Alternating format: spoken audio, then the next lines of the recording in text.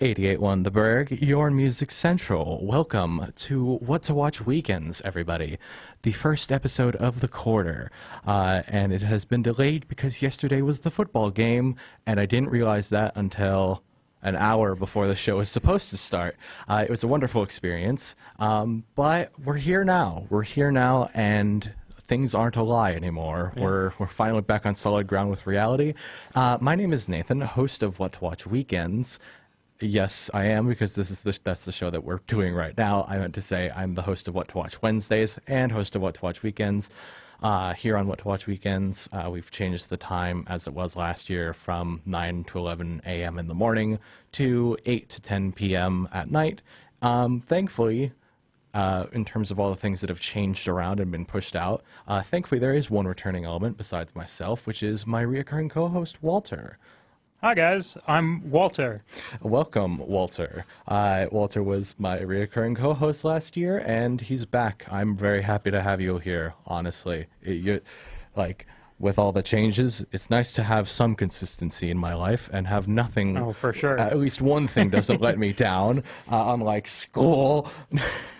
So, aside from all the ramblings, this week on What to Watch Wednesdays, I covered a very iconic series of movies, that being the Godfather trilogy, the original trilogy, if you could call it that, except Star Wars already stole that title, so we can't call it that. But the Godfather trilogy, mostly in honor of it being free views for people, because everybody's heard of the Godfather movies, so it seemed a really easy way to get viewership or listenership. Words are very good. But it also made sense to me because Francis Ford Coppola, director of the Godfather movies, came out with his film Megalopolis on Friday, specifically, kind of in the more general realm. And I personally got to see it early, last Monday. I have some opinions on it, but we can kind of circumvent that by jumping into The Godfather first, because we're talking about the Godfather trilogy first, just to kind of get it out of the way, or more so actually talk about it at length, because no other person who analyzes movies has ever talked at length about the Godfather movies before. This is a completely original idea that I'm not stealing from anybody. This is not a super easy thing to do, because nobody's heard of the Godfather. Walter, have you heard of the Godfather movies? I don't know. Yeah, I'm not sure, man. I mean, they're kind of indie films. Yeah. They deserve more attention.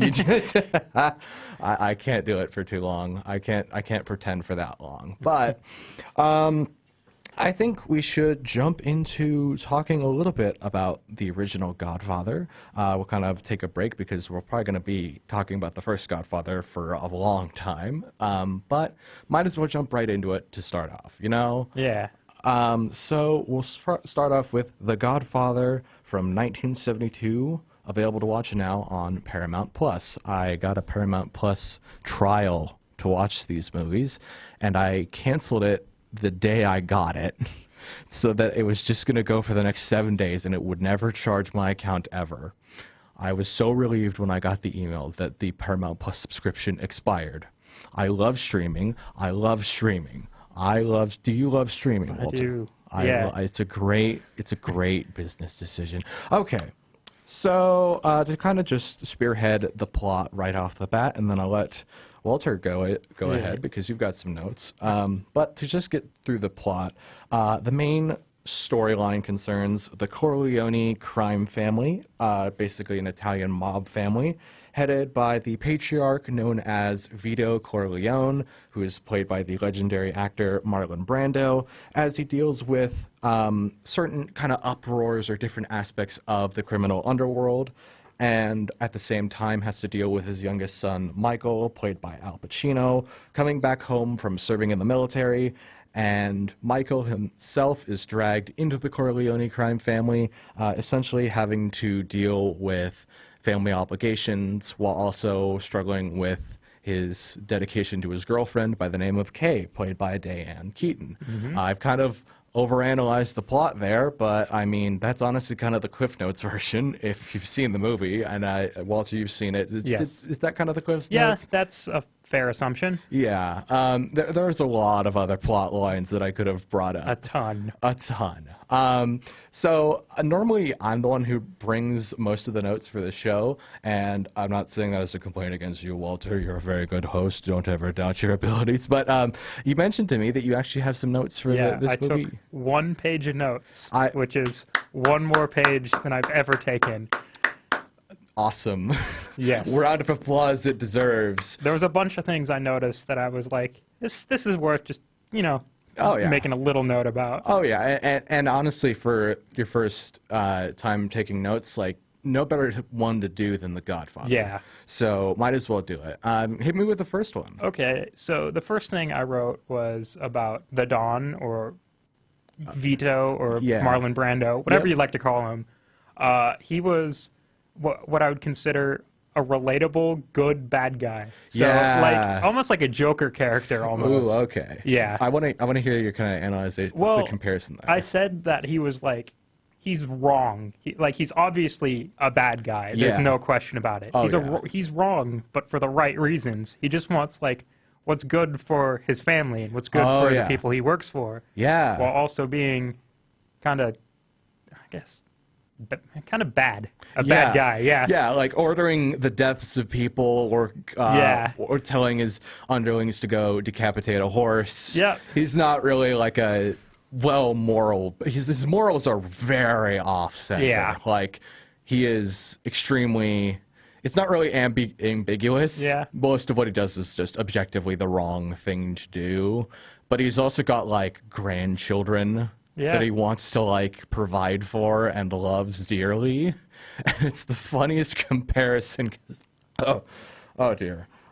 It's the funniest comparison because it's like, I think, I want to say that's kind of one of the big reasons The Godfather is so influential, is because most movies from the 30s and 40s that were like film noirs that concerned gangsters or loan sharks or other members of the mob, they wouldn't really show that aspect of the person. They'd show them being broken, sure, but that would then lead to their life of crime. They weren't really shown as being sophisticated and having families and a reason to exist, more so a reason to get their revenge and a reason to continue their violent streak, if that makes sense. Yeah.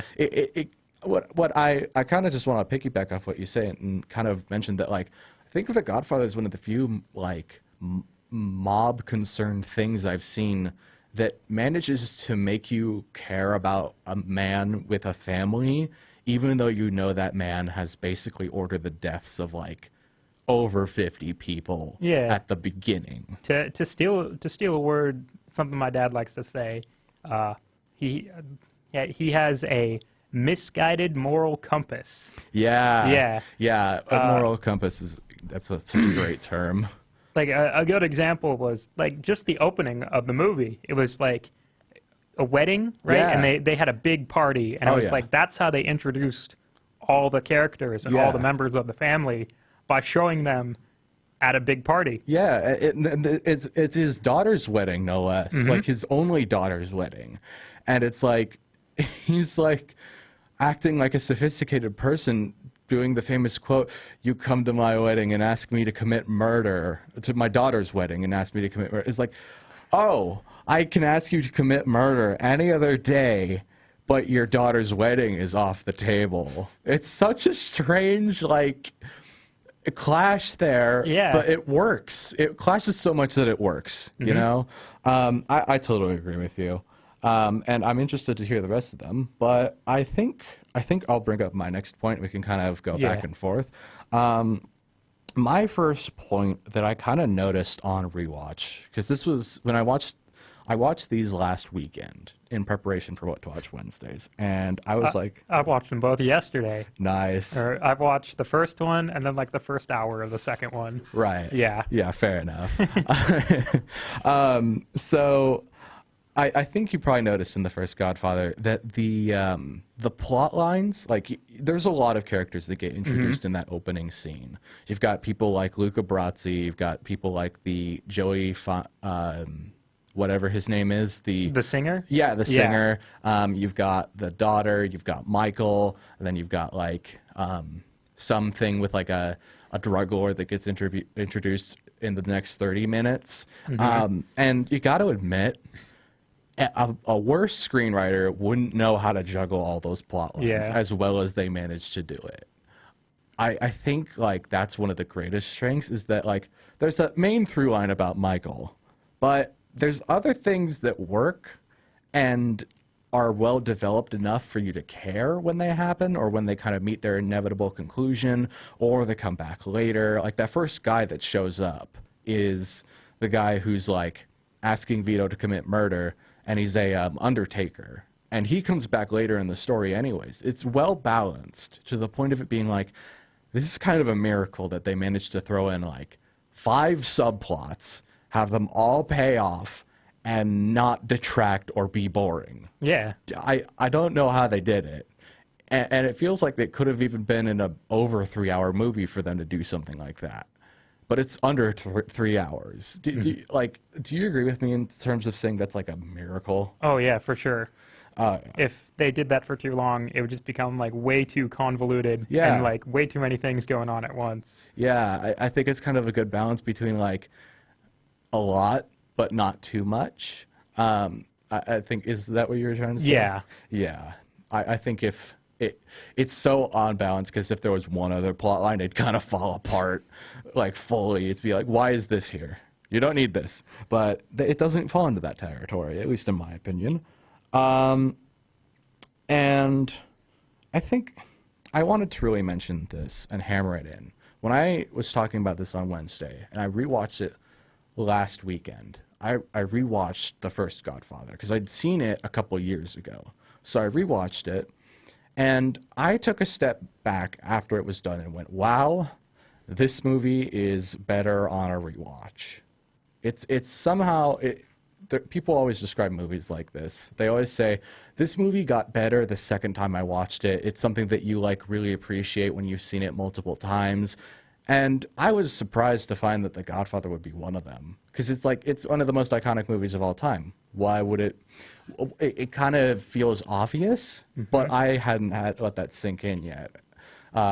Because the sink handle was knocking at my door, and when I let him in, he broke on the floor. That's a really stupid joke. Yeah. That's a really stupid joke. But you imagined a sink. You imagined the kitchen sink knocking at my door, didn't you?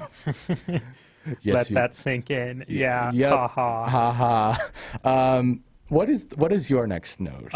So I said there was like, it made a good use of being a dark movie, both literally and like physically, like actually using shadows and stuff. Oh yeah. I've made a good note here saying a really good example of this was like, I was literally at like the halfway point in the movie when Marlon Brando he's in the hospital, and they're like, hey, we need protection for this guy. And then the hospital staff, they're like, you can't be here, please leave, I'm calling the police. And the dude's like, that's my dad, don't do that. And the police show up anyways. So they go outside, and it's like, you see a police car door open, a dark, shadowy figure walk closer and closer to the camera. You see the glimmer of like the police badge first. Right. And then you see the guy saying, oh, I am... what, sheriff? It was Captain McCluskey. Yes, Captain McCluskey, played by Sterling Hayden. Yeah, I know that character. Yeah, I don't remember that part specifically, but well, no, I can kind of imagine it because then like he walks into the light and it kind of does that whole wipe thing where it then just shows his face next. Yeah, shadows are just. I love the lighting in this movie. Oh yeah, like it's simple yet effective to illuminate everything in shadow. It's one of the few, like, one of the best things you could do for a movie. It's such a simple thing, but when you just kind of keep it darker, like, it was kind of got nicknames and, like, a reputation for, like, not having as many lights as they thought it should. And people even in the studio were like, you can't keep it this dark. And Francis Ford Coppola was like, I don't care. We're doing it this way. You're going to like it. Deal with it, Paramount. And the cinematographer really like flexed his muscles when it came to that. Yeah. I think it was all him. I wish I knew his name, but it's probably not important. No, it is, but yeah, I definitely noticed that, and you had a good eye for noticing it, honestly. I don't always have the best trust in general audiences to pick up on things like that. Yes. But so let me ask you something. Did you ever have a struggle when understanding Vito? Like what he was saying? Yeah. A couple of times. Yeah. Right. Personally, when I first watched this movie, I was like, I can barely understand half of what he's saying. Yeah. On the version I was watching, it had subtitles for when they were speaking Italian. Yeah. And I wish on a couple of scenes it had subtitles when Vito was speaking. Yeah. Just because. Yeah. But from what I've read is a lot of times when Marlon Brando plays, he's just like that. Yeah. Yeah. Yep. He is. It's part of his accent, and he was wearing like a mouth implant for this movie because he like put cotton balls in his mouth during his like audition, so that then made a custom mouthpiece for him to sound like he had cotton balls in his mouth. It's a very intentional choice. I didn't know that. Yeah, it's an interesting fact, but right. it does definitely decrease how much you can understand what he's saying. I will give you credit on that. I will say, I think when rewatching it, I was blown away at how much I could actually understand of him. I think if you rewatch it at some point, which I don't know if you're ever going to rewatch eventually. Eventually, fair enough. Definitely don't need to rewatch it next week or something like that. But when you eventually rewatch it, I would bet that you'll at least understand a little bit more and then a little bit more. Because then you kind of pick up on Vito the first time you watch it, how he's a lot more about how he's expressing himself with his facial expressions, or what he's not showing quite yet, or what he's kind of doing in between, and how he's like moving himself around, that you kind of pick up on what the words actually are eventually, but from those expressions, if that makes sense. Right. It's what makes... Yeah, I think I could see that. Yeah, it's what makes his performance so iconic, is like, it's very layered and deep, something that nobody has ever said before when talking about The Godfather. But no, I was not expecting that to be a facet of a rewatch. And when that happened, I was pleasantly surprised, because that was one of my biggest complaints when I first watched it. And it just kind of fixed itself after watching it again, which is like, it's like saying, wow, my car engine is broken. I should kick it. And then you kick it and it actually just completely fixes the entire thing. It's like, when does that ever happen except in cartoons? What? But yeah. How many other points do you got? I have 3 more. Okay, let's hear the next one. I said there was a couple of scenes where they made good use of Foley and good use of sound. Oh, yeah. A good example was when they were in the confrontation in the restaurant with the police captain and one of the other family bosses. Salazzo, the drug lord. Yeah. He like, I don't mean to like correct you too much, but no, Salazzo was he was working with the heads of the 5 families, or one of the heads, like kind of alternating rubber banding between them, because he was big on drugs. Yeah. And he was trying to get them into it as well. But yeah, he was basically the catalyst for it, because then he ordered the hit on Vito pretty early into the movie, where they basically just gun him down in the street. Yep. And he doesn't die from it, but that he was very important to the story. But anyways, continue. Yeah, so they made good use of sound, because in that scene, they had a plan to plant a handgun in the toilet. Yeah. Or like behind the toilet. Yep. And so he was like, Mikey was like, hey, I'm going to get up and go use the bathroom. So he gets up, goes into the bathroom, and starts reaching around the toilet. And you hear the sound of a train playing, getting louder, and louder. Yeah. And then he gets out, back to the restaurant, back to dinner, and then you hear the of like the train coming to a complete stop. Yeah, it's representing the tension building. I know in that scene. That's a trope that gets used a lot. Right, but it works. It worked really well in this situation. Yeah, for sure. That's one of the big things I just remember about that scene. And then it then crescendos because he then goes to just shoot both of them in the head, and it does the exact same thing. Like, it's even louder this time with the train. It's like at its highest, and it even starts like blaring its horn, and then he just pulls it out and blasts them both. It's insane. It's insanely brutal and pretty tense, all things considered. It's kind of like he's just sitting there, and you know for a fact that he's about to do it, but he like waits for just the right amount of time for you to be like, oh, come on, my nerves aren't made to handle this, Mike. Don't do this to me. But yeah, no, yes, very good. You're making great observations here, and honestly, I feel like I don't have to say as much as I wanted to originally because you're filling it in with a lot of good analyzation. Let me see here. I think. Let me ask, did you have so it's at this, ow, I just bumped my elbow on something, oopsies. It's at this point, I feel like I should ask you, you liked the movie, right? Yeah. Yeah. Do you understand why it's like one of the most iconic movies? Oh, yeah, for sure. Right. Was there any parts of it that you didn't like specifically that you could point to? I know there was like a bunch of scenes where it's just like, what even happened there?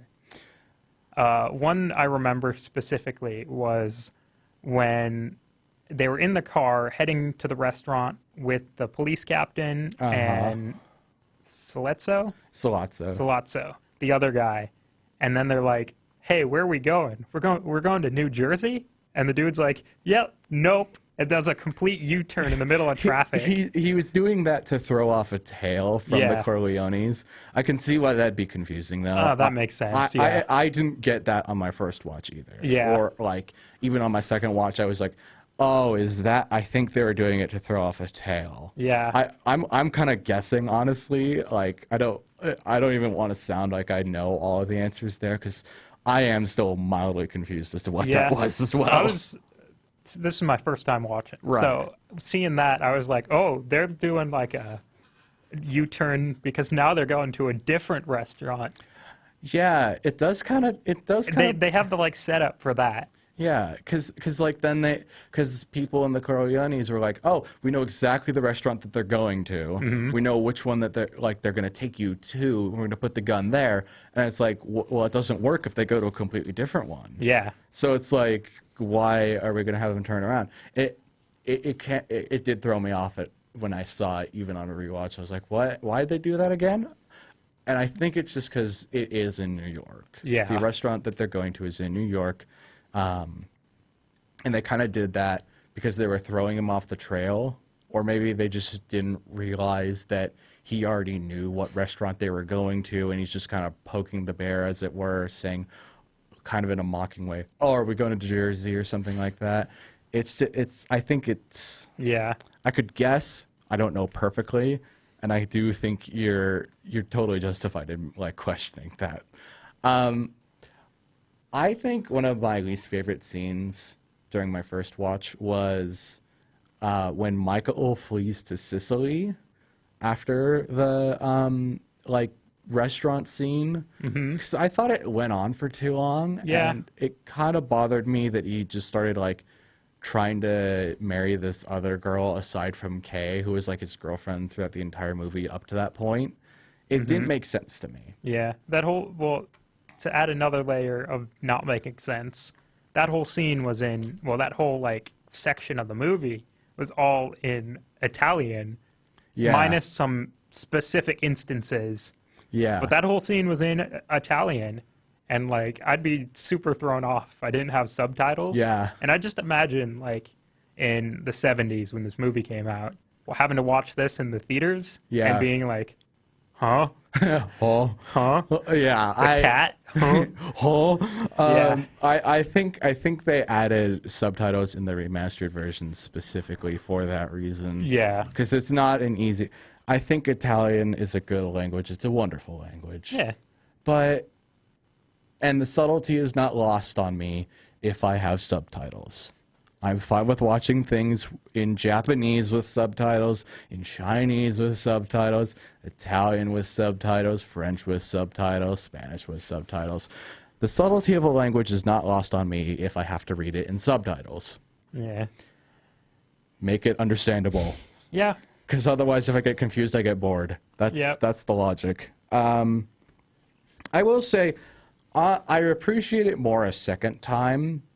Not for the subtitles, more so because I realized that they kind of were really setting up how Michael, even though he just killed a police chief, a corrupt police chief, but a police chief nonetheless, and the drug lord who'd basically been making rounds in the criminal underworld and was had been famously turned away by the Corleone family. He's basically in it now.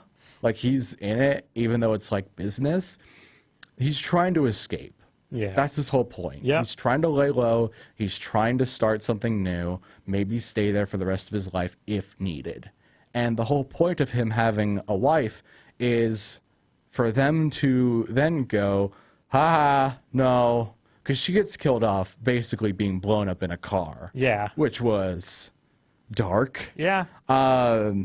But it serves the purpose of kind of reinforcing the message of once you're in, you're not out. You can't get out, which is kind of an overarching theme. Being a person who's seen a lot of crime things, that's one of the biggest overarching themes, and it's probably one of the most accurate portions of this movie and of every crime movie ever, which is that it doesn't matter if you pay off your debt perfectly. It doesn't matter if you do every single thing a mob boss asks you to do. Either he's going to keep making you do something, he's going to take away something you love, or he's just going to kill you. Mm-hmm. You're never out. You can barely ever get out. Thinking that you can get out is a fool's errand at the very least. And I think that's why that scene exists, is to kind of lull you into a false sense of security so that the whiplash you get of that reminder is all the more stronger. I think that's kind of the beauty of it. Yeah. But that's me. What's your next point? I said I noticed a lot of symbolism in this movie. There's a lot of symbolism. And there's even probably more that I didn't catch on. But one in particular, there was a lot of scenes in the movie with food and a lot of scenes with people eating. Uh-huh. And them making dinner, eating at restaurants, eating at parties, cooking, in kitchens, stuff like that. And that's probably symbolism. I'm just not smart enough to word it. You know what I mean? Right. Yeah. I'll say this. I've heard people say that part of the symbolism, if you ever notice there being oranges, best example, you know how during the scene where Vito goes out to the car with Frito, one of the Corleone's sons, and basically he's walking out to the car and then he's like, no, I'm going to go to the fruit stand for a quick second, and they're putting oranges in a paper bag, and then he gets it, and then people run up and gun him down. Yeah. Oranges are in this movie all the time when people die. Another example, what? Well, at the ending. Yeah, I think so. So at the ending, he was with his grandson, great-grandson. Vito was with a little kid, and they were in the garden. Yep. And he takes an orange slice, and he cuts it with his pocket knife to look like vampire teeth. Yep. And he's like, ah! Yeah. And then he's running around the garden, and then he falls over dead. Yeah. Yeah. Yep. That's another one. And then there's Sonny, played by James Caan. The old one with the temper. Mm-hmm. He's driving to the toll booth to go save his sister from her abusive husband, which I want to talk about tragedy in a moment. But he basically gets gunned down at the toll booth, and there's a billboard that has oranges on it. Yeah. I remember there being a sign that was drink orange juice. Yeah. Yeah. You're not wrong. You've picked up on a lot of things there, and I was just told that that's a complete thing. So I looked into it for 5 seconds. I'm like, holy crap, this movie is so well known that there's people theorizing about the oranges. Yeah. But it is significant, and I can see where they're coming from now. Yeah, what originally like led me into this was like kind of near the start of the movie when all the brothers, they were at somebody's house, and the fat guy, I forget his name. Clemenza was like, "Hey, Mikey, get over here. You might need to cook for a bunch of fat guys someday." and it's like him going over his recipe of how to make spaghetti or something. Right. And then I'm like, huh. And then I noticed there's like a lot of scenes where it's just people eating. Yeah. Yeah. Yeah. Yeah, I mean, I think it would make sense that I can see why you'd pick that up, because like if Clemenza talking about making spaghetti sauce wasn't important, why would it be in there? Yeah. But yeah, no, fair point. I think my last point I wanted to bring up is how tragic this movie is.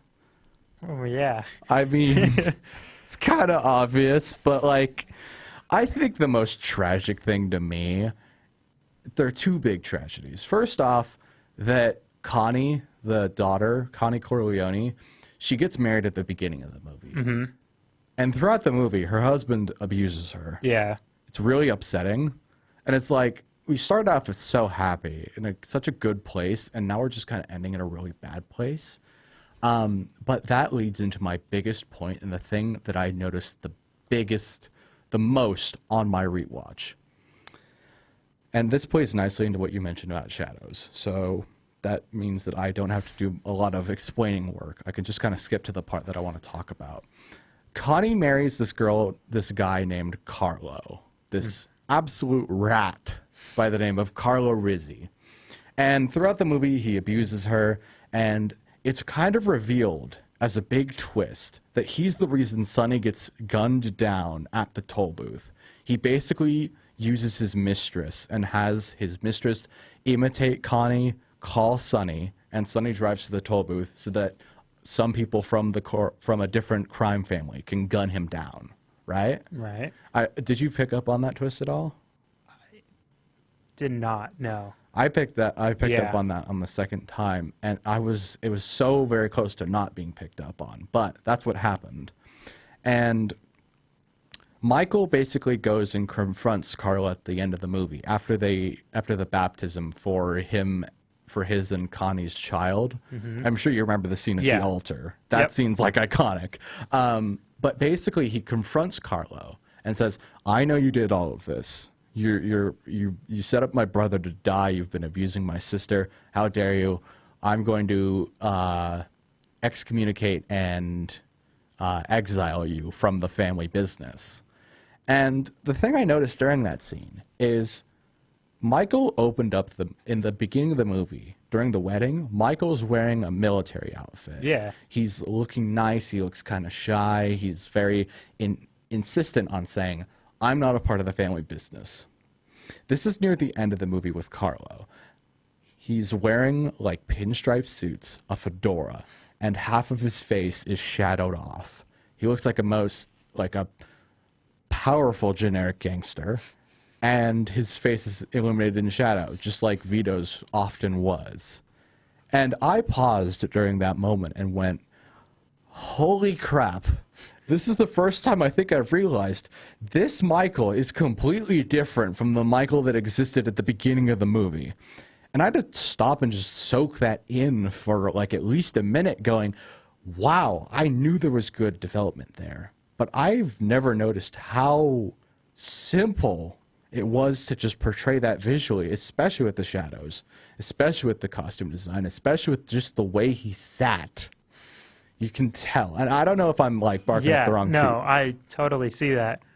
And I think it's great that you brought up shadows because it proves it so much more. His face gets more and more shadowed as the more time goes on and the more he kind of devolves. And that to me is the most tragic thing, that at the start he's insistent on not being a part of the family business. He goes from that to being the head of the family business. Being the business. Being the business. Yeah. He's the business now. I'm the businessman. I don't know what that was, but let's close this off with your last. Yeah, my last one is, well, I'm a car guy, so I noticed it's a small detail, but they really did this well, portraying the evolution of time using cars. Right. Like they started the movie. It was the mid-30s. It was the mid-40s. Mid-40s. So they started the movie in the mid-40s, and they had like cars from like period correct cars. Right. And then there was a jump in time, like halfway through the movie of about a couple of years. I think it was about 4. Yeah, and then it ended up showing like cars from the early 50s. Like all the cars the bosses drove and all the cars the brothers drove. Yeah. They got like upgraded. Yeah. To newer models by the end of the movie. Right. And I thought that was a really cool detail. Yeah, the movie ends in 1955, and I'm sure, like, what was? Do you have any like name models you could? There was some. Have you ever played L.A. Noire? I've heard of it. Yeah. There was a lot of cars that were also used in that game. Right. I can't think of any of the top of my head. Oh, I know there fine. was like Nashes. There was some Cadillacs. Okay. Yeah. Yeah. I at least know those ones in my head. Yeah. Cadillac specifically. Yeah, that was kind of a Cadillac. Well, I'm just kind of remembering it. No, that is a cool detail, and it's kind of speaks to how they managed to like make a 2-hour movie span the course of 10 years. Again, how did you do that without screwing it up? Mm-hmm. How? It's magic. It's magic. It's magic, everybody. Bippity boppity. I'm going to murder your property because I'm the Godfather. Anyways, we've been talking for the last 30 minutes. My voice is tired. I don't know if yours is too. Yeah. And I think we should take a break for some music. Take a quick break. Thank you all for tuning in. We'll be back soon. 88.1 The Burg, your music central. Welcome back to What to Watch Weekends. My name is Nathan, joined by my reoccurring co-host, Water. Water. Yes, Walter. Hey, guys. Your name is now Water. I dub thee Water. I don't know why I've never made that joke before. It kind of seemed like an obvious one, if we're being honest here. But I think everyone was just kind of distracted making the Walter jokes, the Breaking Bad jokes. But I'm not going to do too many jokes because we have time is limited on our Earth. At any rate, so we've talked about the original Godfather. Now it's time to move into The Godfather Part 2 from 1974, also available to watch on Paramount+. To spearhead our main plot here, this movie, after Michael Corleone, Al Pacino, gains control over the Corleone crime family in the first movie, things begin to go kind of badly for him. He begins to kind of lose control over not the empire specifically, but things that the empire itself controls. He starts to lose connections, and he's kind of being threatened by a character by the name of Heyman Roth, along with Frankie, whatever his name is. Meanwhile, on the side, there is a subplot, or more so a parallel story running at the same time as Michael's, which follows a young Vito Corleone as he's raised in the town of Corleone in Italy, immigrating to America, growing up in Little Italy in New York City, and eventually growing into the crime boss that he was in the first movie. But as a young man, he's played by Robert De Niro instead of Marlon Brando. I think that was honestly a good choice because you can't make Marlon Brando look younger than he already did, bro. Like, either he'll look weird because he's bald for Apocalypse Now, or he'll just be old and fat. Like, there's no in between. So Walter, have you seen The Godfather Part 2? I've only seen the first hour of it. I watched some of it yesterday, and then I'm like, man, I've been sitting in my chair for 4 hours today watching the Godfather movies. I need to like get up and go for a walk. I'll watch the rest later. Yeah, you need to make sure your legs are still working. Yeah. And like not falling asleep. Okay, so the brain rot hasn't set in yet. Rot brain. Ooh, apple core. So I'll at least ask this: what part did you get up to? So I got up until like Vito was immigrating to America. Okay. I got to about there. Okay. So he hasn't turned into Robert De Niro quite yet. Yeah. Or he's still like the young kid. Yeah. Yeah, because I remember that scene. Like, that was. So you at least got the big detail that I wasn't expecting to get from this movie, which is that his last name is actually something completely different. He's like Vito Soli something. Yeah. But because of the way the immigration officers were like looking over the passports, they saw that he was from the town of Corleone in Sicily, Yeah. and so they just called him Vito Corleone. That brings me to another thing I didn't notice until the start of the second movie was people seem to like mix up calling the family the Corleones and the Corleone A's, like with the emphasis at the end there. That's also probably symbolism. I think it is. I couldn't think. After like just kind of scrubbing through the first one, I couldn't really see any scenes where it was members within the family calling it one way or the other. It was only members like outside of the family calling them with the extra E at the end.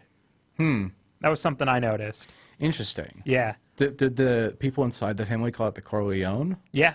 Oh, really? Yeah. Okay. That is interesting. I call them the Corleones or the Corleones. I kind of switch between the two. I have noticed that, and I think it is symbolism. It probably, knowing how the second half of this, well, like after where you are in the second movie kind of plays out with Vito kind of growing up in Little Italy, there is a lot of commentary on racism towards Italian Americans in the second movie specifically. And it's also present throughout the first movie, and I think that pronunciation thing is definitely representing that specifically. But that's a complex topic that I'm not equipped or qualified to talk about. Yeah. One such scene that I remember specifically, going back to the first movie, when they were in Sicily, there was the two bodyguard guys with Mikey, and they were like, I thought they were kind of funny, as they were like supposed to be these tough guys, and even in their like suits, they would carry around a shotgun. Yeah. But in the scene when it was like the U.S. soldiers like driving through the village on their jeeps, they've all put on these like fake American accents, and they're like, "Oh yes, USA GIs, I love you." Yes, I remember that scene quite clearly. They're just like yelling and laughing at it, and Michael's like looking in pain because he's like, "I don't want to be here. Guys. Stop doing this. You're embarrassing me." But that's a bit of a tangent. Yeah, and which is fine. Tangents are great.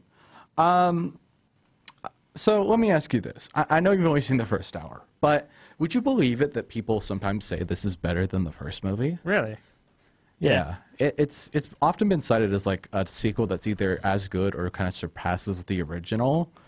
Having seen the entire thing, I personally don't agree with that. And I don't know how much you would agree or disagree with that, because you've only seen the first hour. Yeah. I mean, like, from what you've seen, did it seem like it was about the same as the first movie? It was about the same, yeah. So far.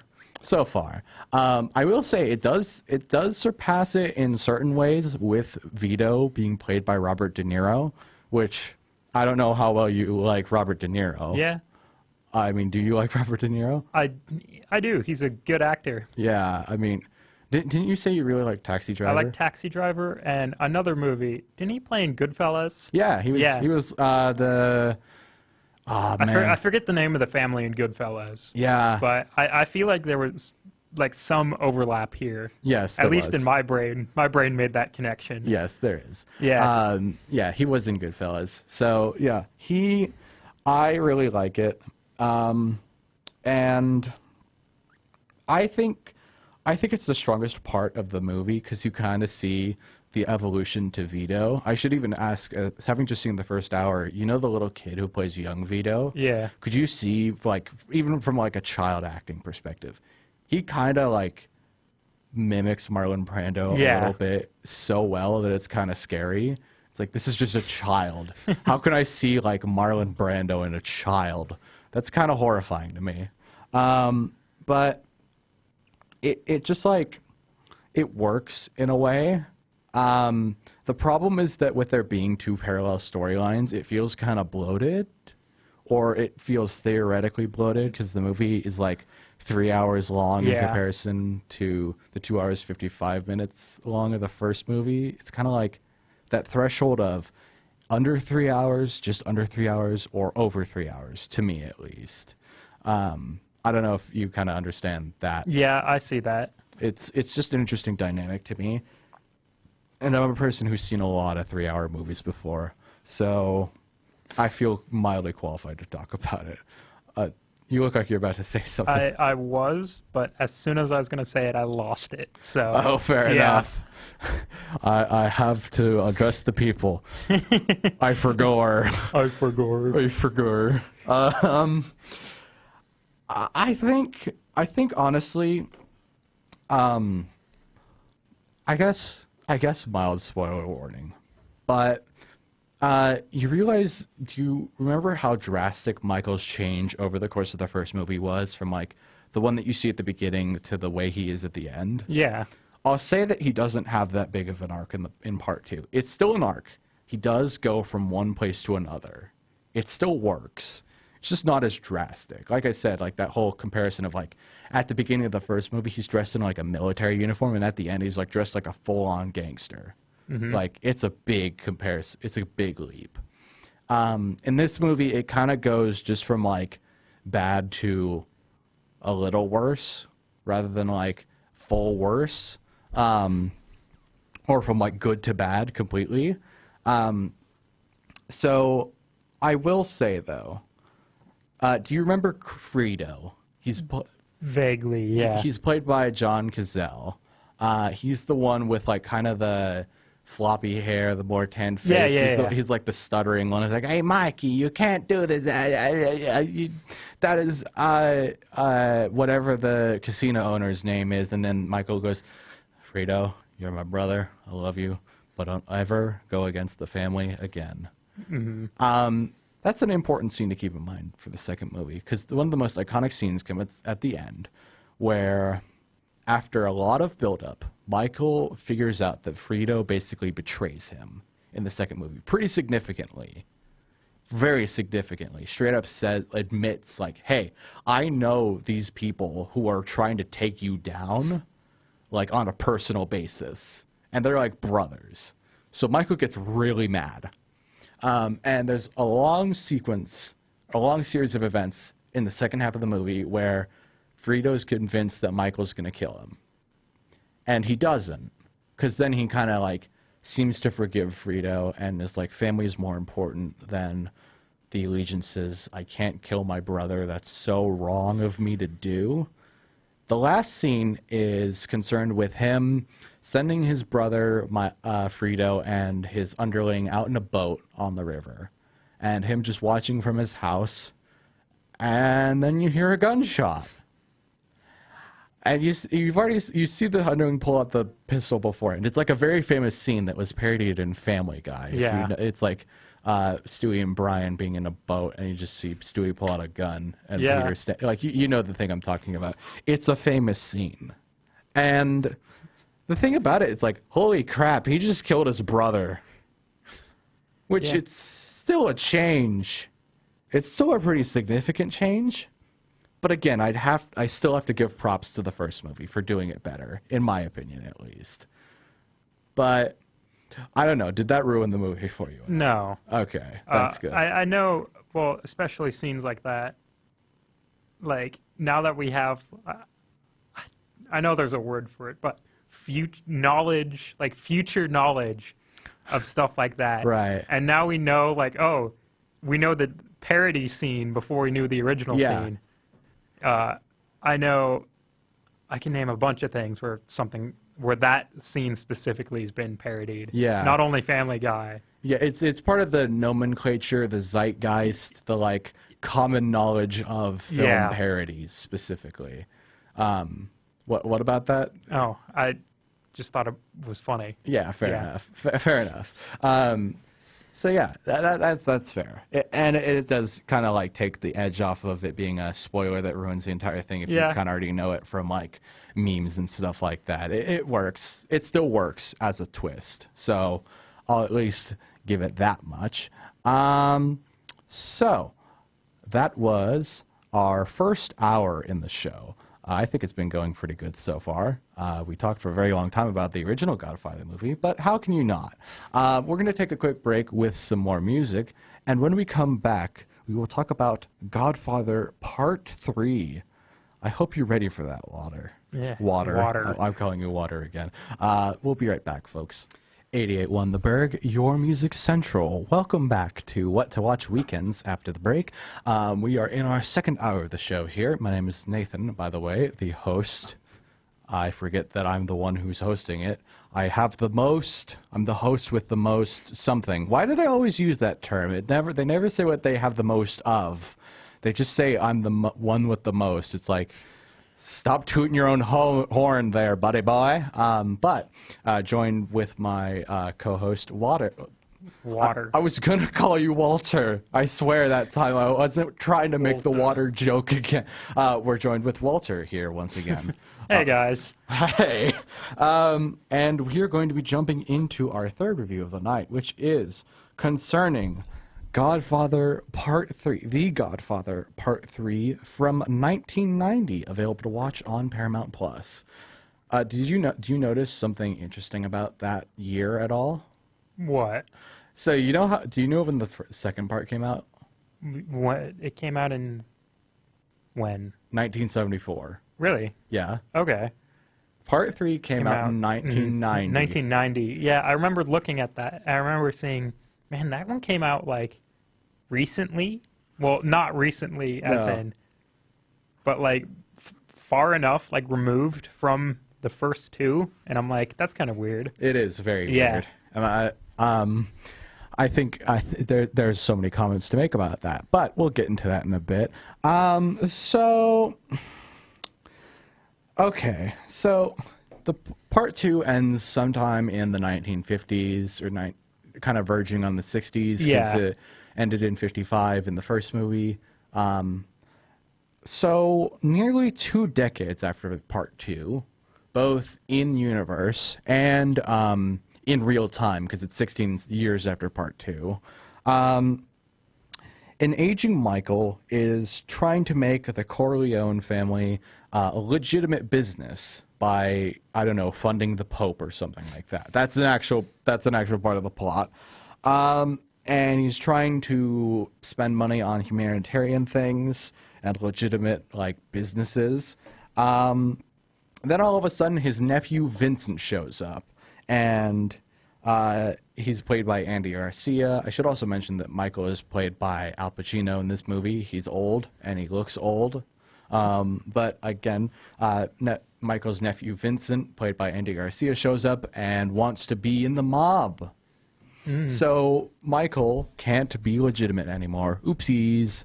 Oopsie daisy. Shouldn't have had a nephew then. Sucker. I should mention, there's kind of something that they didn't really touch on, but they kind of just indirectly hint at it. Do you remember in the first movie how Sonny had a mistress? Yeah. He had like a woman that he was dating who had like darker hair than his wife, who barely showed up, and he would basically have relations with her. Vincent is the son of her, specifically.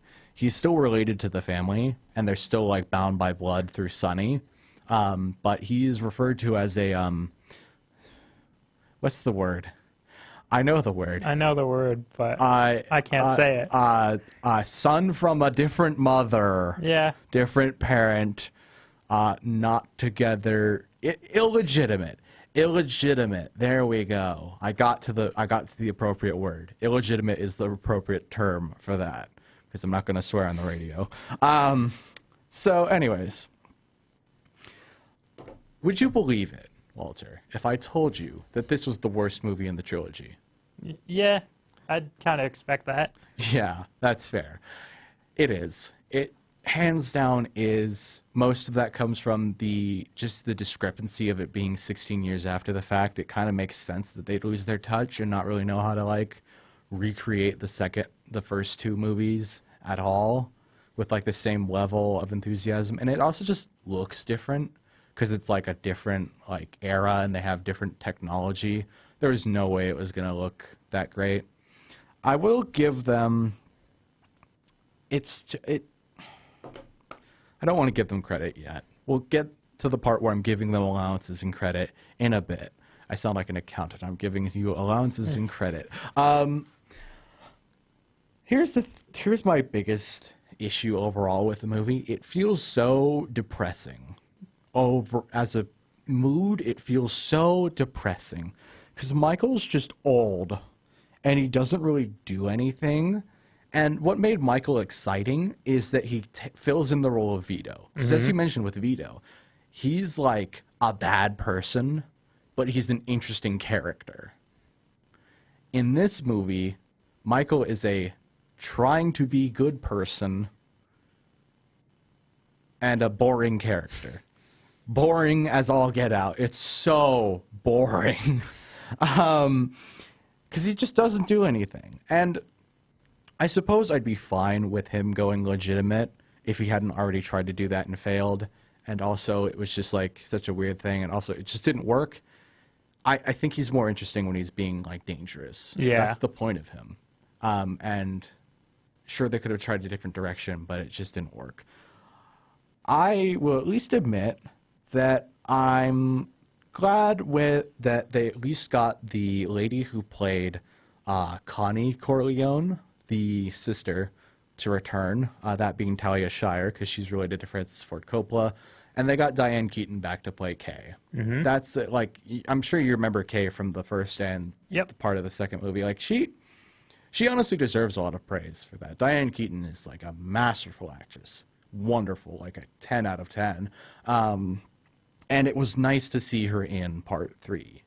Even though it had been 16 years, and now she has curly hair and looks very old. They both they both fit into their characters even after 16 years. So does Al Pacino to the extent that he can. And there's very few stretch marks. By that I mean in terms of character. I don't mean in terms of the fact that they look old and have stretch marks. Don't worry, I'm not making that joke. Yes, I am. They still look old. But no, they fit into their characters well enough. It works, and it's nice to see them. Again, like I keep bringing it up, I think I'll actually jump around with my commentary here. So, to avoid being negative the entire time, I'll just kind of throw out the positives, or at least what I will give them credit for, or kind of like make allowances for. This is called Part 3.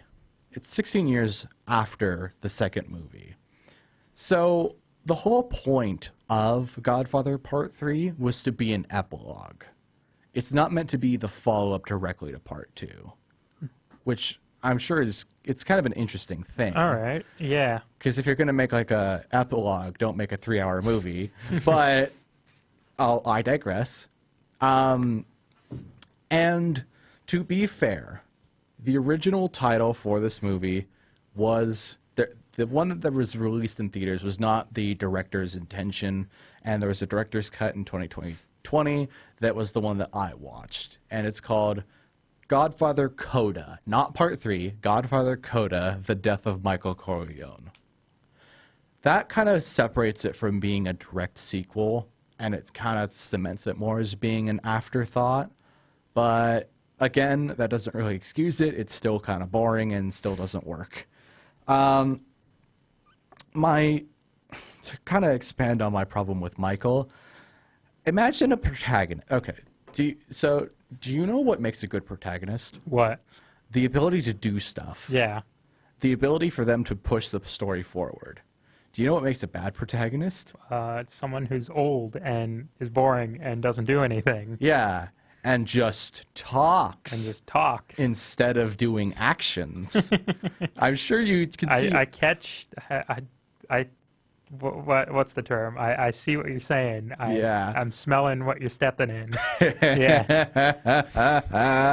That's a good one. My problem is that, like, it's not even that he's just talking. It's that he talks and then gives up halfway through. He's trying to make the family go legitimate, but then he gives up halfway through. And he's like, okay, I don't care anymore.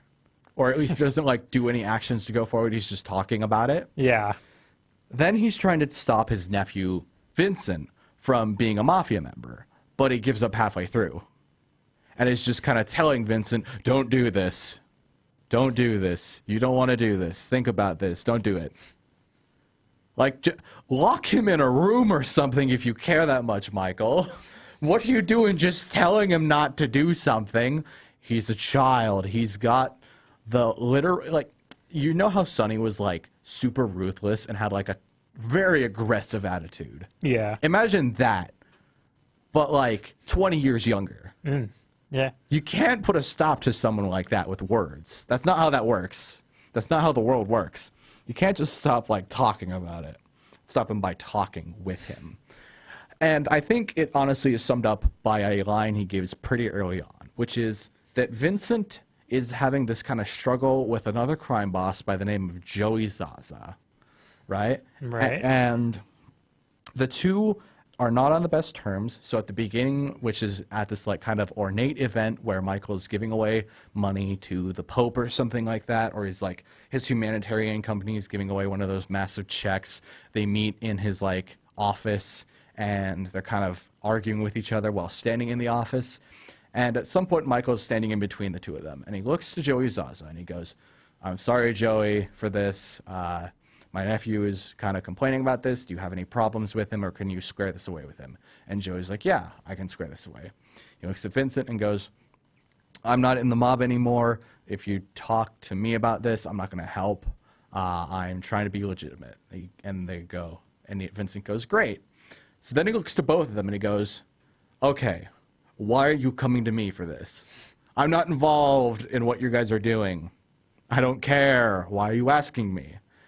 Good point, Michael. Why are we asking you? Why are we following you? You're not doing anything. Do something.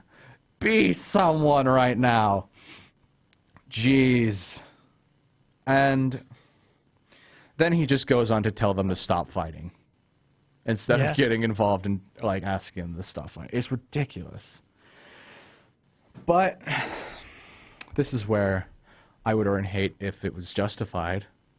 But it's justified for me to not deserve hate, to not earn hate for this. So I'm going to say it. Godfather Part 3 is mainly bad because Francis Ford Coppola enlisted his daughter, Sofia Coppola, to be in the movie. I don't know if you've heard of her. I have not. No. Have you heard of the movie Lost in Translation? I've not. It's got Bill Murray and somebody else. Yeah, I think so. I haven't seen it, but I could, like, visualize, like, what the, not the album cover, but, like, what the poster, yeah, like, what the cover of the, like, box looks like. Yeah, it's Bill Murray sitting in a hotel room in a bathrobe. Yeah. Yeah, so you know that. I know that. She directed that movie. Really? And a lot of other ones. Okay. And she's a very well-known director. She was 19 at the time they were making Godfather Part 3, and she plays Michael's daughter, Mary, which she actually shows up as a baby in the first movie. I'm sure you remember when Vito gets back to the family home, people bring in, like, crying babies. Yeah. She's one of the ones that is brought in. Okay. So now she's grown up to be 19 years old. And she can't act to save her life. Or the movie, for that matter. It's really fun to see an angsty teenager play a character in a professional Hollywood production. Yeah. I'm sure you can imagine how fun it is. Yeah. It's worse than you can imagine. I can guarantee. Picture how bad it is, okay? Now make it worse, because every time she opens her mouth, she does this, like, weird scowl thing where she's like, yeah. It's awful. It's awful. I need to spell this out like perfectly because I tend to exaggerate. You can probably tell that I can exaggerate. Every time she opened her mouth, every time she said anything, I paused the movie and I was holding my head in absolute agony. Nearly every single time. Again, I exaggerate. Yeah. But I can't exaggerate this. It happened nearly every single time. I couldn't help it. It didn't happen every single instance, but it happened more than 75% of the time, which is really bad. And the only thing she does good as an actress is playing a corpse. Wow. Yeah. It was that bad. Yes. Yeah. She gets killed at the end of the movie, kind of being caught in the crossfire, and then she slumps over on the stairs dead. And it's a really good scene because then Al Pacino actually does some good acting, which I kind of missed after seeing him not do good acting for most of the movie and just kind of talking. But she just falls over dead, and she does a better job at that than when she was alive. I could go on about it, and I could even compare myself to her because I was in a Production 1 class last spring, and I was 19 when that class started. And I was in shorts before I turned 20 years old. And I'm no actor, but you know how you, like, are supposed to be, like, have awareness of how your facial expressions look and what you're doing with your hands and your body? Yeah. She doesn't even have that level of control. Oh, it's just like... No. Yeah. Pain. I will give her credit in saying that she wasn't doing this as her hobby. This wasn't her passion. She just did it as a favor to Francis Ford Coppola. So fine. Yeah. Don't quit your day job, honey. That sounds so condescending. I'm going to word that differently. I'm glad she became a director because she could not act. And you know how I've mentioned that Vincent is like Michael's nephew? Like they're related by blood, right? Yeah. Vincent and Mary have this romantic thing going on, and they make out in a freezer of a restaurant, in a kitchen more so. But like, no. Weird. It's really weird. It's also like the most awkward kiss scene you will ever see. It's like she's like leaning her head upside down almost, and then like has to like turn around to face him directly, and that entire time they're just like mouths are opening like sock puppets, and it's just like, okay, can you guys just like not? Could you not? Also, your cousins. Stop making it a plot point about you guys having, like, a love that's, like, true. Your cousins. No. That's not good. That's not good. But, and this is a great way to set up, my complaints with Godfather 3 pale in comparison to what I thought of Megalopolis.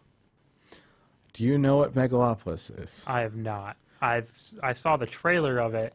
This morning. Okay. Just so I know, like, you know, generally the gist of it. Okay. Yeah. Well, when we come back after the break, you're going to hear my opinions on it. I hope you're ready because this is a crazy story. And it's going to get great. So stick around, folks. All right. 88.1 The Burg, your music central. Welcome back to What to Watch Weekends, everybody. My name is Nathan, host of What to Watch Weekends, joined by my co-host here, Walter. Hi, guys. Hello. Yeah. I didn't call you Water this time. Not yet. Not yet. Water. There I go. There you go. I got it out of my system this time. Water. Water and water, water, water, and water and water, water, water. Anyways, so we've been talking about the Godfather trilogy tonight. It's been a great discussion. So there was a reason I wanted to talk about the Godfather movies, and that's because Francis Ford Coppola has made his newest movie in quite a while called Megalopolis, and he released it pretty recently on Friday, more specifically. I think this 27th was that was of the Friday was the 27th, right? Yeah. Yeah, it was. So it officially hit IMAX theaters on the 27th. And I personally was kind of excited for the movie, or more so wanted to talk about it since it was coming out. So I did something crazy, and I got a ticket to go see it on the 23rd, last Monday, more specifically. Very early, I know, but it was before classes started, and I'm glad I did that so that I could kind of get it off my schedule and not be overloaded with a time constraint after being assigned a bunch of homework during the first week of classes. So it was a smart decision overall to get it out of the way. Or it's an interesting way to refer to it as a smart decision because, Walter, allow me to ask you to focus up because the movie's not very good. Yeah. I watched the trailer for it this morning just so I knew what you were talking about. Yeah. And it's about like ancient Rome, but there was also like I could see hints of like sci-fi ish elements. Yeah. Here, let me break down the plot for you. So the movie follows a man by the name of Caesar Catalina, played by Adam Driver, who is a wealthy revolutionary architect, as he clashes with Mayor Cicero, played by Giancarlo Esposito. I don't know if I said that correctly, but people can correct me. And he ends up in a relationship with the mayor's daughter, Julia, played by Nathalie Emmanuel. The specific year the movie is set in is unknown, but it's portrayed as a 20th century alternate history version of America that is instead called New Rome. Okay. It's kind of in the New York area. Yeah. So that's like, I can see why you'd be confused, but that's why it looks like Rome. Yeah. So does that kind of make a little more sense? Yeah. So now that I've had it make some sense, I'm going to now rip that away from you. Because that's just the basic cliff notes of the movie. There's like 5 other things that theoretically will have an impact on the rest of the plot that I'm going to bombard you with and see if you care. I hope you're ready. Are you ready, Walter? I'm ready. Are you ready to race? Are you ready to start? Are you ready to begin? You're on your phone. Yes, You're not ready. I am looking at screenshots of the movie. Okay, gotcha. Yeah. So, first thing to point out is that Caesar can stop time. Julia is immune to the ability of him stopping time and reveals this to him eventually. Okay. Caesar's wife is dead. And the Mayor Cicero did something. He was the judge during the trial, but Caesar was removed of guilt, though it's still brought up as a plot point for some reason. I think it's just to bring up conflict between them. Generic conflict. To force conflict. Yes. For the sake of forcing conflict. Yep. Yeah. You hit the nail on the head there. So Aubrey Plaza's in this movie. She's Caesar's mistress, at least in the first 30 minutes of the movie. She is a news reporter named Wow Platinum. That is her name. Okay. She ends up marrying, don't worry, the names get worse. She marries Caesar's uncle, a man played by Jon Voight, who's called Hamilton Crassus III. And keep in mind that Aubrey Plaza is 40 years old. And Wow Platinum is kind of around 40 or 30 or something like that. She's an age. Yep. Jon Voight is 85. Oh, boy, yeah. Yeah.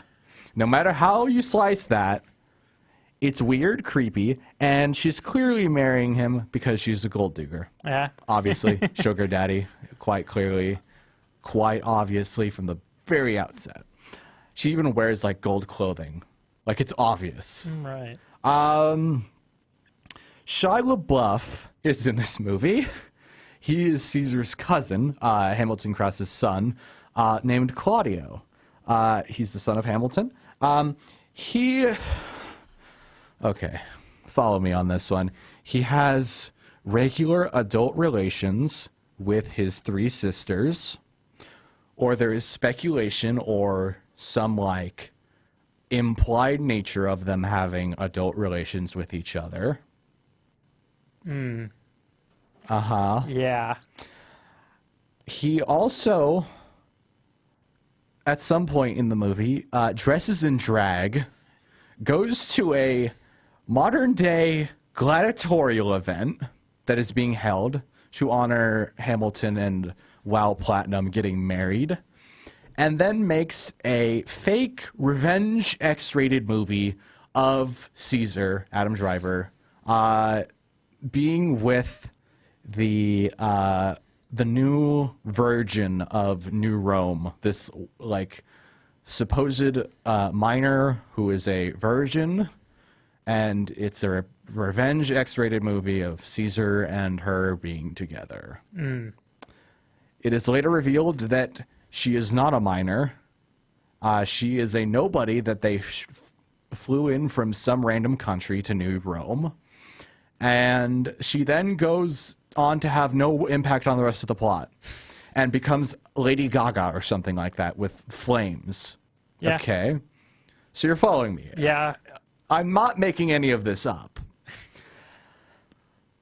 After Caesar loses his ability to stop time, he and Julia fall in love. Then he's able to stop time again because he stops time for her.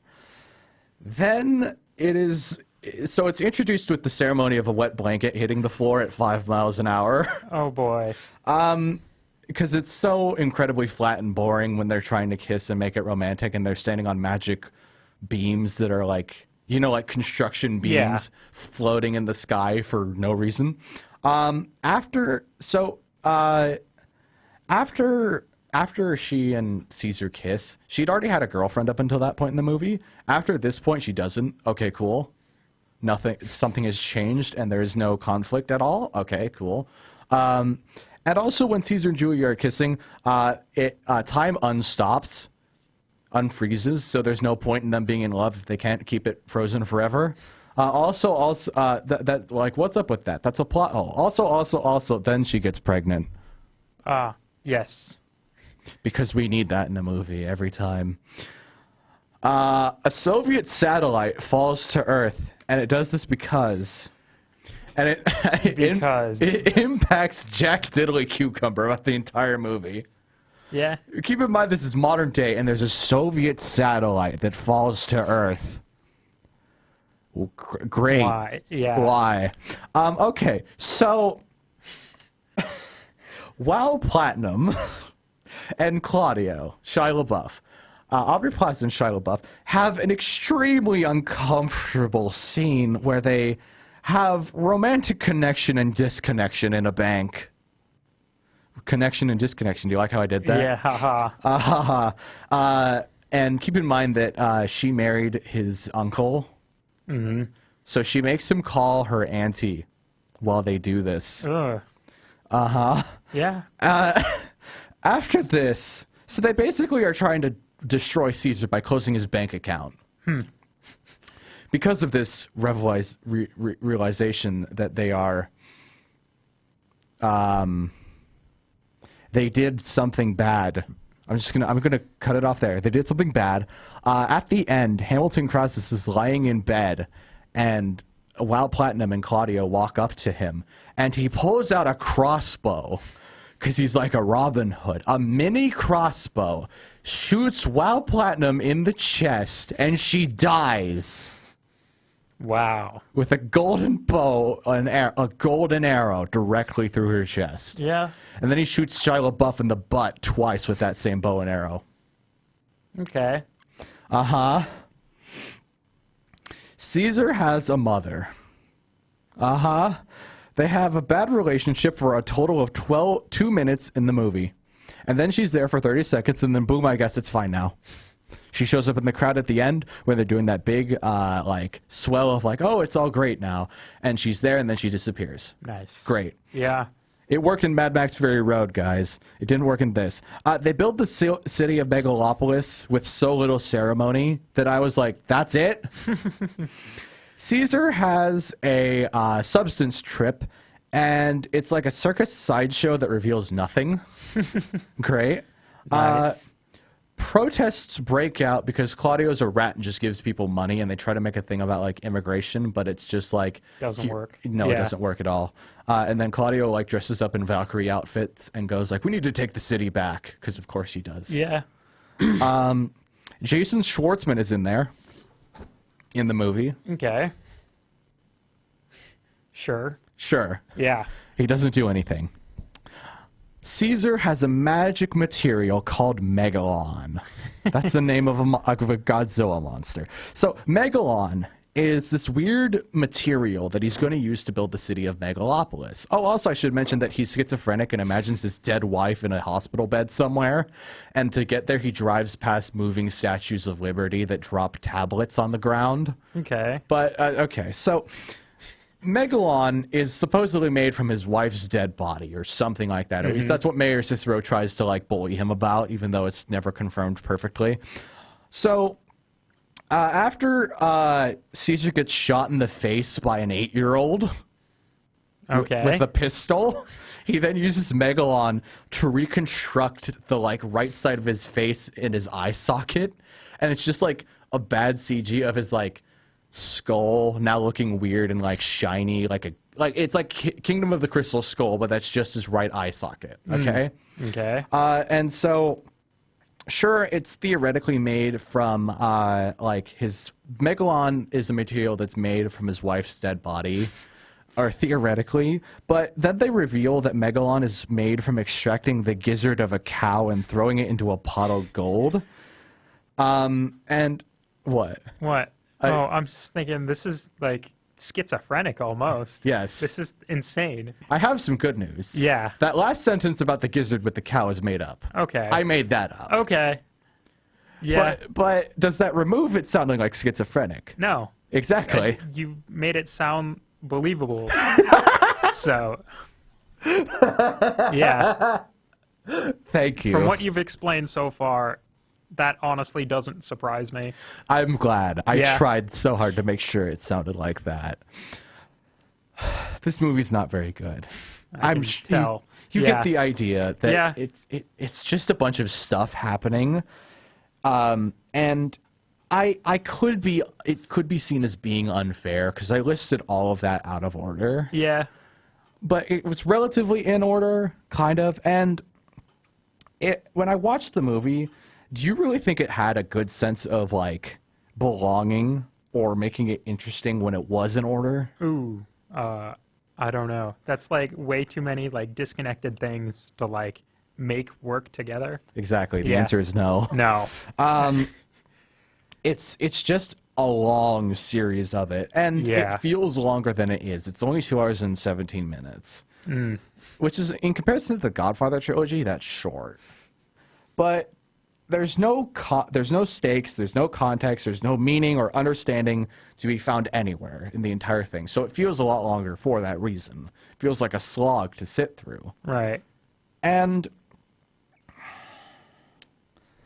I will at least give credit where credit is due. There was something that I was told happened in the movie that happened at the Cannes premiere of the movie. Mm-hmm. After the Soviet satellite falls to Earth, there's a scene where they have an actor come up next to the screen and talk to the screen, like interact with it, a live interaction element. All right. This is why it was in like IMAX. It was Yeah. kind of an exclusive thing. And it's an interesting aspect for a movie.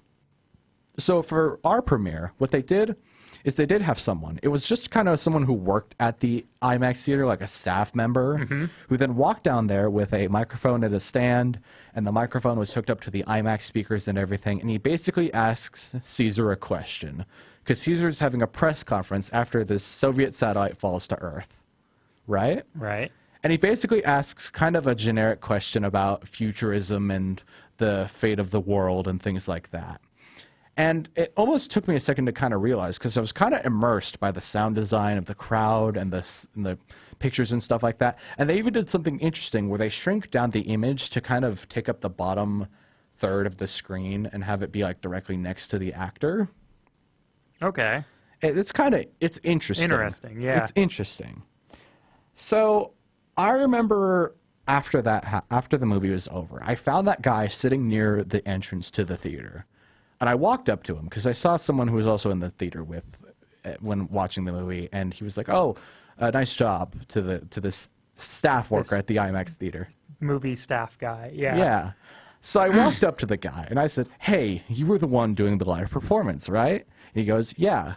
And I look at him and I say, "You were the best part of the movie." Wow. And he was like, "Well, thank you." Yeah. I find it very upsetting that I wasn't joking. Wow. I wanted to compliment something about it. I wanted to be positive about my experience. Yeah. And that was the most positive thing I could say that I could muster. Even then, it didn't really work because it was like in the bottom third of the screen. It was kind of weird that they shrunk it down. But I wanted to make the guy feel like he didn't waste his time. Because I wasted my time more than he did, honestly. Yeah. He's at least getting paid. You see? Like, yeah. You see the comparison? Yeah. He's like, he's working. My biggest problem with this movie, aside from so many others, is that I heard it was either really bad or, like, amazing. Mm-hmm. And I was fine with it being really bad. But I wanted it to be memorable. Yeah. That was my problem. Is that when I watched this movie, I could feel myself forgetting scenes. I could feel myself tuning out and not caring about it. And that, to me, when being bored, is worse than it being so bad that I can make fun of it at every single instance, you know? Mm-hmm. It's not so bad it's good. It's just so boring. Yeah. I know it was like a meme for a while to say, like, ask you guys, like, oh, how many times a day did you think of ancient Rome, right? Right. And I feel like this plays in pretty well to this movie. Yeah. I was just looking at some screenshots where it's like, if they tried to build ancient Rome, but in like modern day. Yeah. And so it looks kind of weird, but everything's like made of gold. Yeah, it looks real funky. Yeah. And even then, for such an interesting idea, it just kind of fell flat. Yeah. It wasn't as memorable as it could have been. And I forgot half of the plot that I then like blasted you with until I looked up the Wikipedia article to read it, to write it down. Okay? So my biggest point I want to make here, 2 more points that I hold up 10 fingers when I say 2 more points. 2 more points I want to make here with you. This movie was shown in an IMAX theater in the wonderful city of Bellevue. Okay.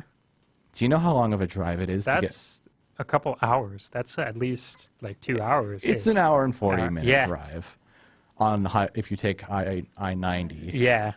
But yes, it is about 2 hours. Yeah. So, and that's just one way. I drove there and back. Yeah, and that was a whole afternoon. The movie started at 5:30. It was an entire evening, my brother. Afternoon and evening. I had to get dinner at Shake Shack in the Bellevue Lincoln Square Mall. Oh, was it Friday? Yes. No, Monday. Monday. It was manageable. Having to drive through Bellevue in the middle of at rush hour. Yuck.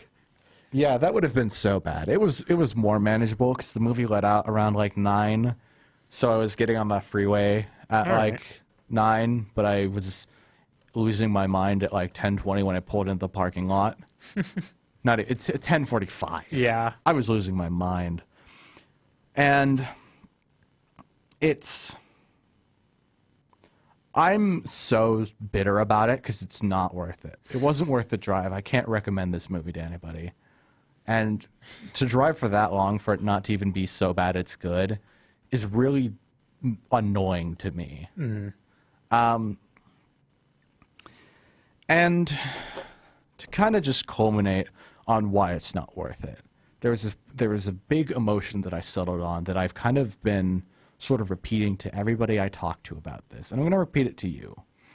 It's the most fully fledged version that I will ever say to anybody. So I hope you're ready.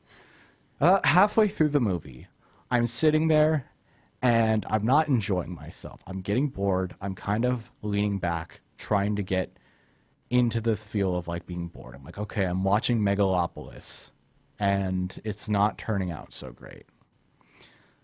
I'm reminded of what this movie feels like when I get flashbacks to being sick. Whenever I have a fever, I tend to have stress dreams. Yeah. I'm sure you relate. You've had things similar to that. I'm sure the audience has too. When I'm sick, I tend to stress or have stress dreams. The way that stress dreams work is that you're basically plopped into a situation where you can't do anything. You're stuck in one place. Nothing seems to move forward. Nothing seems to advance at all with any cohesion. It's just this weird compilation of things happening to you. Now, when you're sick, you have to cough, you have to sneeze, and you have snot on everything. It's disgusting, and you're sweaty, and your head hurts, and your nose aches, and everything burns. Mm-hmm. So you wake up every hour. For me, at least. That's what the case is. I wake up every hour when I have a stress dream as a fever dream. Mm-hmm. It's not a fun experience. I got flashbacks to a really bad night I had, where I had 3 straight dreams in a row in the early hours of the morning, from about 4 a.m. to 6 a.m. That was the times I remember waking up at. They were all dreams about being in Boy Scouts and nothing happening. People making fun of me, bullying me, saying weird things that didn't make any sense, and when I screamed, "Please, just make sense for once," they wouldn't do it. I woke up between each dream. About each hour I would wake up. Megalopolis is that experience of my life in a 2-hour movie where I can't wake up. Do you understand me? Yes, I know exactly what you're describing. Yeah. Doesn't that sound fun? Oh, sounds like a lot of fun. Totally worth a 4-hour drive. No, it wasn't. Yeah. I can't even sarcastic. be. I know you're being sarcastic. Yeah. I can't be sarcastic anymore with it. It's not worth it. This is the man who directed The Godfather, Apocalypse Now, The Conversation, The Godfather Part 2. Francis Ford Coppola fell off. That's all I can say. Such a disappointment, too. To think I was actually excited for this movie. It's probably going to be my worst one of 2024. Mm-hmm. And on that depressing note, I wish to thank you for joining me on this adventure, Walter. We've talked, we've had some great discussions. Yep. And despite the disappointment of not being able to air the show last night, I think it was still worth it to do it again, do it tonight. It works. It works. So thank you all for tuning in, everybody. My name is Nathan, host of What to Watch Wednesdays. I will be back on What to Watch Wednesdays next Wednesday at 8 p.m. here on 88.1 The Burg. I'll hopefully be back here with Walter next week, Saturday, 8 to 10 p.m., unless there's another game that we'll be broadcasting. So stay tuned for that on the Instagram for What to Watch Wednesdays, at What to Watch Wednesdays, all one word, no caps, no spaces. Thank you once again, and keep watching, everybody. All right. Thank you. Yeah.